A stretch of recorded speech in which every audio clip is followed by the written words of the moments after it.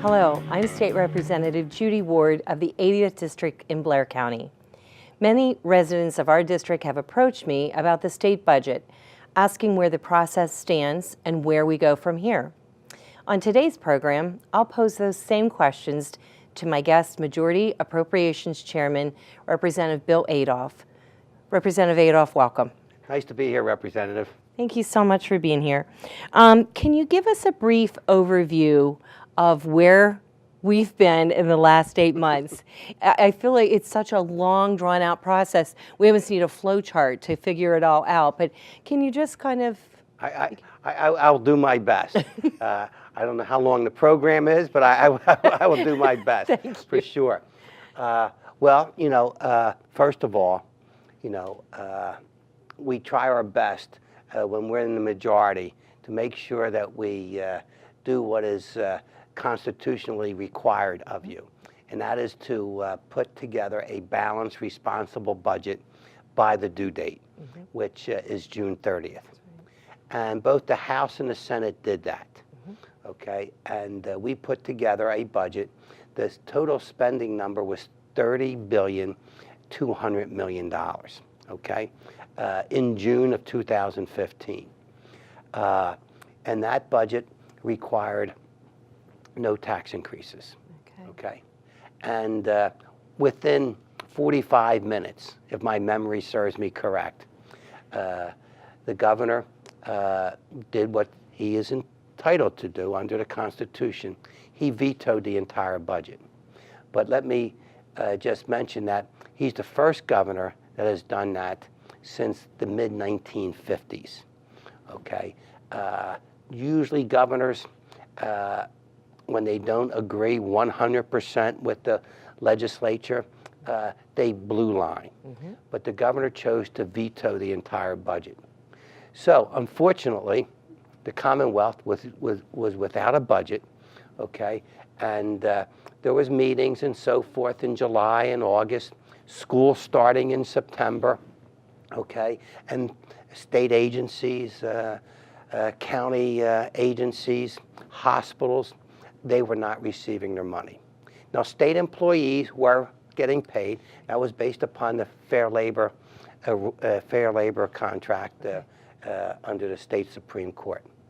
In September, when we started hearing from these nonprofits, rape crisis centers, so forth and so on, we put together an emergency 90-day budget, okay? And once again, it passed the House, passed the Senate, went to the governor's desk, and he vetoed it.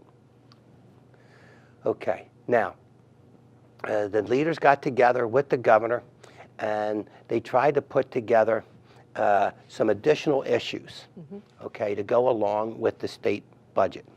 And there are important issues, okay? Pension reform, liquor privatization, and property tax. 3 big issues. Well, what happened during the months of September, October, and November, one at a time, Representative, those issues fell apart. Either did not have the support. Back in June, the governor vetoed privatization and a pension reform bill. So we knew we had to change it. We tried to.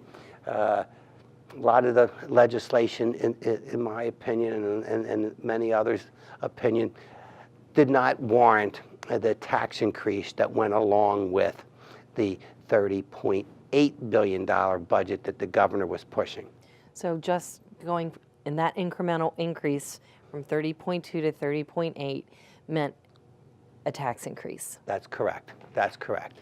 And when we voted the tax increase, okay, there was about 74, 75 yes votes in the House. Well, that doesn't pass the House.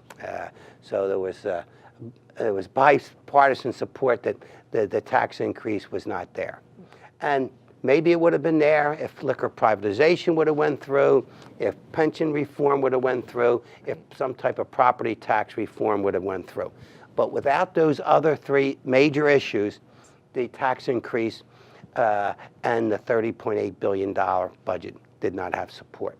So we put together another budget, a $30.3 billion budget, which needed about a $300 million increase in revenue.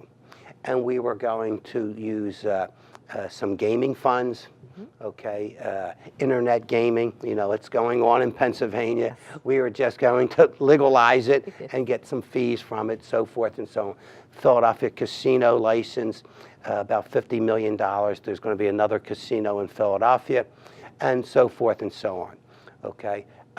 December 23rd, okay, we put it on the governor's budget. On December 29th, he blue lined, okay.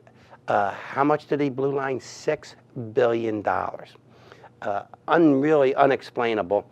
$3 billion in basic education funding, half of the Department of Corrections budget. Now, I think our residents do not want us to close down our prisons and open them up and just say, you know, here you go, here you go. 50,000 state prisoners.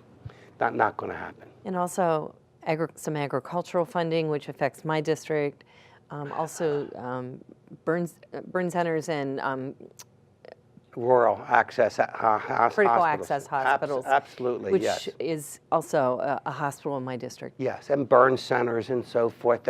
The blue lines representative just really didn't make much sense. No. Okay, but he felt that he was going to use that as leverage to get back to the table. Well, January, February, March, no meetings. No meetings were held, okay?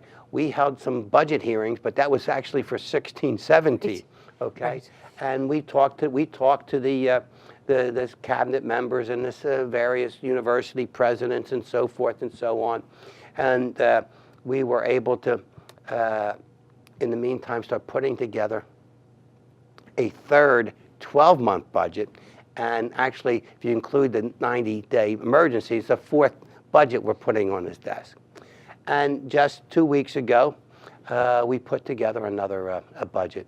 And it passed the House, bipartisan support, okay? That's right. Passed the Senate, went to the governor's desk, along with all the non-preferred appropriations for our state-related universities, okay? So Pitt, Penn State, Temple, Lincoln, and University of Penn Vet School, the only vet school that we have in the Commonwealth.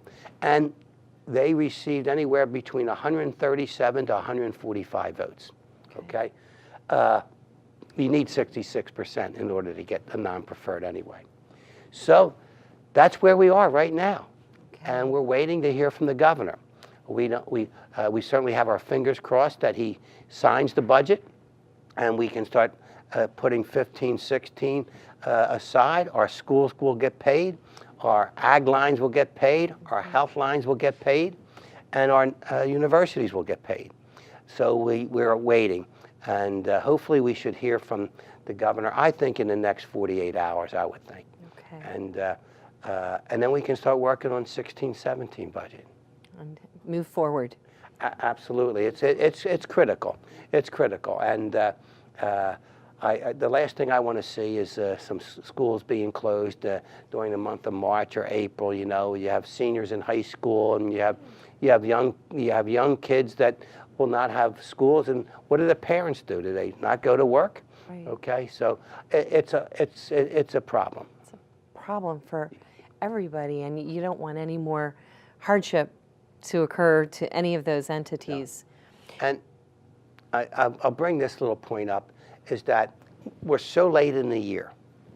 It's almost impossible to come up with the revenue package that the governor has been calling for, because it now would take, you'd have to go retroactively back. Yeah. Okay? You'd have to increase the personal income tax back to January. So whatever the rate would have been, it now would be increased because, you know, you have months that are no longer able. Sure. So that's the problem. Okay.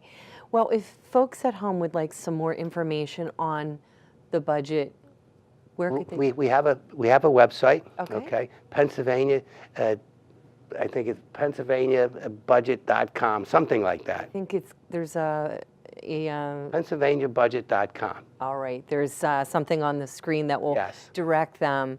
Thank you so much for being with us Well, today. I really appreciate I it. enjoyed it. Great, thank you. Thank you. That's all the time we have for today's program. I'm Representative Judy Ward. If you have questions about what we've discussed or need assistance with any state matter, feel free to contact me at my local office or through my website. That information will be shown in a moment. Thanks so much for watching.